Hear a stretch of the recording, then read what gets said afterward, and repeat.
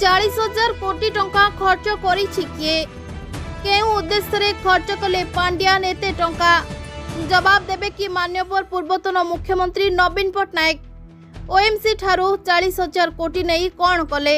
केउथि पई लोड़ा हला एते टंका ओएमसी रो एमडी बलवंत सिंह काहेकि कहार चापरे देले 40,000 कोटी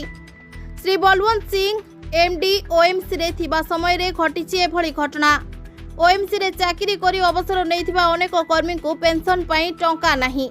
बहुत कष्ट रे एबे वृद्धा कोर्ट दौड़िथिबा बेले बलवंत सिंह एते टंका पांड्यान को काहेकि देले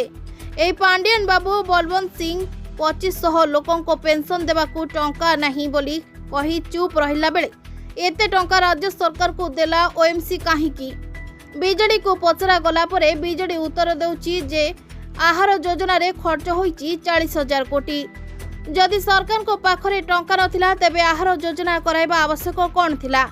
से पैसा को सुझीब किए साधारण जनता ना पूर्वतन बीजेडी सरकार बीजेडी नेता कर्मी बड़ बड़ डिंडिम पिटुथबा आहार केन्द्र पई जवाब देबे कि सेठी खर्च होतबा ऋण अर्थ परिबोध करिब किए गोटे आहार थाली पई खर्च होउची 23 टंका सेथि पई खर्च हला कोन 40,000 कोटी टंका जो माने खाइले आहार 5 टंका देई बाकी 18 टंका कोन सुझीबे कि सेई गरीब लोकटी एभली लोकन को मिथ्या तथ्य दे चलीछि बहु योजना और धरा पड़िबो बोली एबे सुनिबा को मिलुछि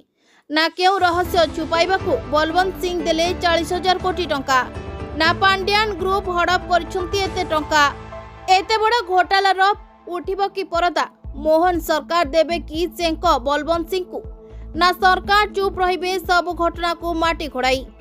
मोहन सरकार को अनुरोध कले ओडिशावासी कराजाऊ गोटे तदंत हेउ पर्दाफाश घोटालाबाज को